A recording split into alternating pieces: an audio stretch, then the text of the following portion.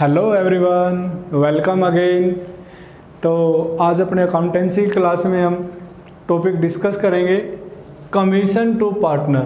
तो how to calculate commission to paid to partner in case while we are preparing profit and loss appropriation account. तो आज हम ये पढ़ेंगे कि जब profit and loss appropriation account बनाया जाता है तो उसको बनाते समय पार्टनर को जब कमीशन पे करेंगे तो उसकी कैलकुलेशन कैसे करनी है, क्योंकि आपने देखा होगा कि बहुत सारे तरीके कैलकुलेशन करने के। तो आज आपकी ये कन्फ्यूजन दूर करने के लिए कि कई बार क्या होता है कि कन्फ्यूजन होती है कि कमीशन जो है पार्टनर का वो कैसे कैलकुलेट करना, किस प्रॉफिट के ऊपर कैलकुलेट करना, कौन सा फॉर्मूला लगाना है।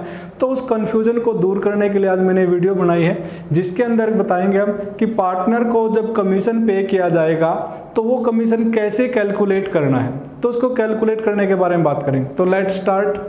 हाँ जी, तो कमीशन टू पार्टनर। तो जब पार्टनर को कमीशन पे करेंगे तो उसमें दो सिचुएशन हो सकती है, क्योंकि मोस्टली जो है पार्टनर को जो कमीशन पे किया जाता है वो किसी न किसी बेस के ऊपर परसेंटेज दिया जाता है। बेस का मतलब टर्नओवर या प्रॉफिट, तो इसके ऊपर बेस्ड होता है, परसेंटेज के रूप में पार्टनर को कमीशन दिया जाता है। तो पार्टनर को जो कमीशन देंगे परसेंटेज के रूप में वो बेस हो सकता है। तो आपको जिसके ऊपर वो बेस्ड है, प्रॉफिट के ऊपर है मान लो, तो अगर वो बेस गिवन है या उसको कैलकुलेट कर सकते हैं तो कैसे कमीशन निकलेगा, और वो बेस गिवन नहीं है और ना ही उसको कैलकुलेट कर सकते तो कमीशन कैसे निकलेगा। फिर उसमें अगर दो पार्टनर हो सकते हैं, दो केस हो सकते हैं, भाई एक पार्टनर का कैसे निकालेंगे, एक से ज़्यादा पार्टनर का कैसे निकालेंगे। ठीक है, तो पहले बात करते हैं हम कि जब बेस गिवन है या उसको कैलकुलेट किया जा सकता है तो कमीशन कैसे निकलेगा। जैसे यहाँ पे मैंने आपको एक एग्जांपल दे रखा है, उसमें अलग अलग केस बता रखे हैं, आपके 5 केस। इन 5 केसों को अगर हम करेंगे तो हमारा जो जो हमारा कमीशन पेड टू पार्टनर है उसके बारे में आपको सारी की सारी क्लैरिटी होगी। जो कंसेप्ट है आपका सारा का सारा क्लियर होगा जब हम ये 5 के 5 केस कर लेंगे। ठीक है, तो देखिए, हाँ जी, तो प्रॉफिट गिवन है 10 लाख का, इंटरेस्ट ऑन कैपिटल 1 लाख का, इंटरेस्ट ऑन ड्रॉइंग है 40,000 और सैलरी टू पार्टनर है 60,000। पार्टनर को जो सैलरी दी गई वो कितनी है भाई, 60,000। हाँ जी, तो फर्स्ट केस के अंदर commission of 10% is to be paid to A on profit. A को 10% का कमीशन देना किसके ऊपर, प्रॉफिट्स के ऊपर। क्या क्वेश्चन के अंदर प्रॉफिट्स गिवन है? यस, गिवन है। तो कमीशन जो है किसके ऊपर बेस्ड है, प्रॉफिट के ऊपर। तो प्रॉफिट आपको गिवन है यानी कि बेस गिवन है, और अगर आपको बेस गिवन है तो कमीशन कैसे निकलेगा। तो commission is equal to base यानी कि प्रॉफिट 10 लाख इंटू रेट 10%, तो 1 लाख जो है वो कमीशन निकल के आएगा। ठीक है जी, तो फर्स्ट वाला केस कि जब बेस गिवन है तो कमीशन कैसे निकालेंगे। Second case, commission of 10% is to be paid to a partner on profits after considering interest on capital. कि इंटरेस्ट ऑन कैपिटल को कंसीडर करने के बाद जो प्रॉफिट आएगा उस प्रॉफिट पर क्या करना है, 10% का कमीशन देना। कितना, 10% का कमीशन। तो 10% कमीशन किसके ऊपर, उस प्रॉफिट के ऊपर जिसमें से इंटरेस्ट माइनस हो गया। क्या ये वाला प्रॉफिट आपको गिवन है, नहीं गिवन है, तो ये बेस गिवन नहीं है। अब क्या इसको आप कैलकुलेट कर सकते हो, तो देखो कैलकुलेट करके आपको गिवन है प्रॉफिट, तो प्रॉफिट्स गिवन आपको 10 लाख और इंटरेस्ट ऑन कैपिटल भी गिवन है। तो इंटरेस्ट है 1 लाख, तो 9 लाख क्या आ गया, वो प्रॉफिट जिसमें से इंटरेस्ट ऑन कैपिटल माइनस हो चुका है यानी कि बेस। तो बेस कैलकुलेट कर सकते हैं। हाँ जी, तो बेस अगर कैलकुलेट हो सकता है तो कमीशन कैसे निकलेगा, base 9 lakh into rate by 100, तो यानी कि 9 लाख इंटू 10 बाई 100 तो 90,000। ठीक है जी, तो सेकंड वाला केस भी क्लियर हुआ होगा आपको। अब बात करते हैं थर्ड केस की। थर्ड केस में क्या बता रखा है, थर्ड केस के अंदर बता रखा है commission of 10% is to be paid to A on profits after considering क्या वर्ड है? All interest. क्या है? ध्यान से देखना भाई इसको, यहाँ पे आप कई बार गलती करोगे। क्या वर्ड बोल रखा है कि आफ्टर कंसीडरिंग ऑल इंटरेस्ट, कि सारे इंटरेस्ट को कंसीडर करने के बाद जो प्रॉफिट आएगा उस पे 10% कमीशन देना। तो सारे इंटरेस्ट का मतलब आपको यहाँ पे कितने इंटरेस्ट दे रखे हैं? Interest on capital, interest on drawing, तो इन दोनों को कंसीडर करना। अब कंसीडर करने का मतलब समझते हो कि जब आप P&L अप्रोप्रिएशन अकाउंट बनाते हो, इंटरेस्ट ऑन कैपिटल का क्या ट्रीटमेंट करते हो, इंटरेस्ट ऑन ड्राइंग का क्या ट्रीटमेंट करते हो। इंटरेस्ट ऑन कैपिटल को लेफ्ट हैंड साइड डेबिट में लिखते हैं, माइनस करते हैं प्रॉफिट में से। इंटरेस्ट ऑन ड्राइंग को राइट हैंड साइड क्रेडिट में लिखते हैं, उसको प्रॉफिट के अंदर प्लस करते हैं। ठीक है, तो आपने यही करना, क्योंकि कंसीडर करने का मतलब ये बता रखा है कि इसको क्या करना है, इसकी ट्रीटमेंट करनी है आपने। इंटरेस्ट ऑन कैपिटल माइनस और इंटरेस्ट ऑन ड्राइंग प्लस। तो अब बेस निकालना आपने, तो निकाल लो भाई बेस। प्रॉफिट आपको गिवन है, इसमें से इंटरेस्ट ऑन कैपिटल माइनस कर दिया। अब ऐड कर देंगे इंटरेस्ट ऑन ड्राइंग्स। तो इंटरेस्ट ऑन ड्राइंग्स कितना है यहाँ पे? 40,000। तो प्रॉफिट्स कितना आ गया? 9,40,000। तो बेस आ गया आपके पास 9,40,000। तो बेस कैलकुलेट कर सकते हैं ना। तो if base can be calculated then कैसे निकालेंगे commission? Base into rate by 100। तो बेस आया आपका, commission is equal to base into rate by 100। तो 94,000 कमीशन आ गया भाई। ठीक है, कितना आ गया? 94,000 कमीशन निकल के आया। अब इसके बाद हम बात करते हैं फोर्थ केस की। फोर्थ में है commission of 10% is to be paid to A. एक पार्टनर है, उसको 10% कमीशन देना, किस पर? On profits. कौन से? After considering all above and his commission. जो भी कुछ ऊपर दे रखा है इन सब को कंसीडर करने के बाद और उसका कमीशन भी कंसीडर करने के बाद जो प्रॉफिट्स आएंगे उनके ऊपर उसको 10% कमीशन देंगे। तो बेस क्या होगा कि प्रॉफिट्स में से सारी एडजस्टमेंट कंसीडर करो और उस पार्टनर का कमीशन भी माइनस करो, फिर उस पर 10% देना। ठीक है, तो देखते हैं हम क्या इस बेस को कैलकुलेट कर सकते हैं। तो देखिए,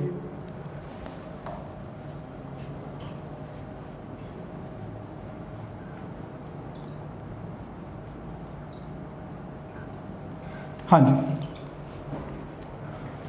प्रॉफिट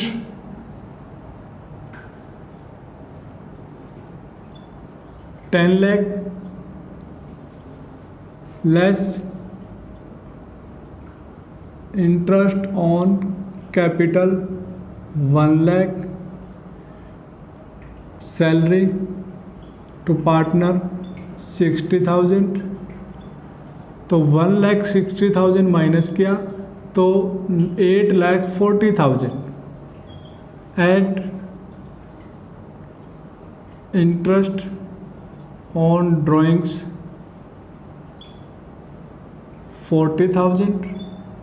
तो 8,80,000। ये आगे वो प्रॉफिट जिसमें से सारी अबव एडजस्टमेंट तो कंसीडर कर ली, लेकिन अभी क्या कंसीडर करना रह गया कि पार्टनर को कमीशन देना था, वो माइनस करना बाकी रह गया। लेकिन वो निकाल नहीं सकते, क्यों? क्योंकि गिवन नहीं है। ठीक है, और ना ही प्रॉफिट दे रखा है जिस पे उसको हम कैलकुलेट कर सकते हैं। तो इट मीन्स कि ना तो बेस गिवन है और ना ही बेस को कैलकुलेट कर सकते। तो ये वाला केस हो गया कि जब ना तो बेस गिवन आपको and it can not be calculated. Base is not given, कि आपको बेस गिवन भी नहीं है, and it can not be calculated, इसको कैलकुलेट भी नहीं कर सकते। तो उस केस में फिर आगे दो केस होंगे उसमें। क्या? In case of A one partner, कि सिर्फ एक पार्टनर का कमीशन निकालना हो तो कैसे निकालेंगे, और एक से ज़्यादा का निकालना हो तो कैसे। तो यहाँ पे सिर्फ एक का निकालना है। तो देखो, कमीशन इनटू नियरेस्ट बेस। ठीक है, अभी बेस ना निकाल सकते तो बेस के नज़दीक से आप जितना जा सकते हो, तो nearest base into rate divide by 100 plus rate करेंगे। तो नियरेस्ट बेस कितना आया? 8,80,000। इसमें से सिर्फ कमीशन माइनस होना बाकी सारी चीज़ें तो हमने कर दी एडजस्ट। तो कमीशन की एडजस्टमेंट होनी बाकी थी। तो इसलिए यहाँ पर हम नियरेस्ट बेस पे गए और नियरेस्ट बेस जो अपना आया 8,80,000 into rate divide by 100 plus rate, 8,80,000 into 10 divide by 110, तो कितना आ गया भाई?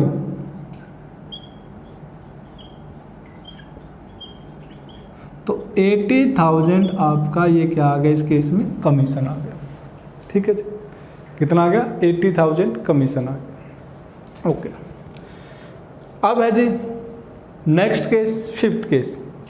Commission of 6% and 4% is to be paid to A and B. A और बी को पे करना है रिस्पेक्टिवली, यानी कि ए को 6% कमीशन, बी को 4%। किसके ऊपर? On profits. कौन से profit? After considering all above, यानी कि इन सब को कंसीडर करने के बाद, एंड ऑल कमीशन, और दोनों का कमीशन घटाने के बाद। ठीक है, तो इसमें भी बेस गिवन है, नहीं गिवन है, तो बेस को आप क्या करोगे? कैलकुलेट कर सकते हो? नहीं कर सकते, तो नियरेस्ट बेस पे आओ। और ये क्या है? In case of one partner और मोर देन वन पार्टनर। तो पहले क्या है कि जब बेस गिवन नहीं है, उसको कैलकुलेट नहीं कर सकते, तो उसमें दो केस हैं। क्या क्या? Number 1, in case of one partner, वो वाला कर लिया। In case of more than one partner, तो यहाँ पे क्या, एक से ज़्यादा पार्टनर है ना, तो ये वाला केस हो गया।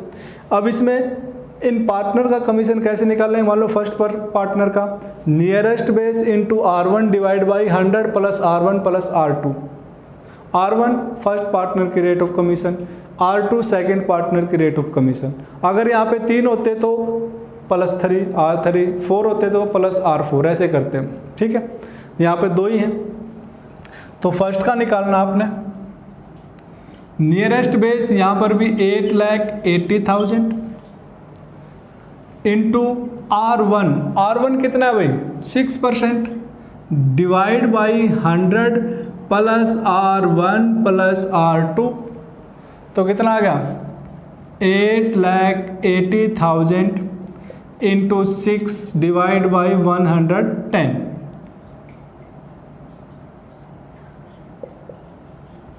तो 48,000 तो आ गया भाई ये ए का कमीशन। अब बी का nearest base into R2 divide by 100 plus R1 plus R2, तो नियरेस्ट बेस इसमें भी कितना? 8,80,000 into 4 R2 divide by 100 plus R1 6 plus R2, यानी कि 8,80,000 इंटू 4 डिवाइड बाई 110, तो 32,000। ठीक है जी, तो इस तरह से आपने निकालना है कमीशन, कि कमीशन टू पार्टनर कैसे दिया जाएगा, उसके बारे में बातें थी यहाँ पे, जो मैंने डायग्राम बनाया सारा का सारा, कि how to calculate the commission. ये सारा किसके बारे में? How to calculate commission paid to partner. ठीक है, तो ये सारा था भाई। तो आई होप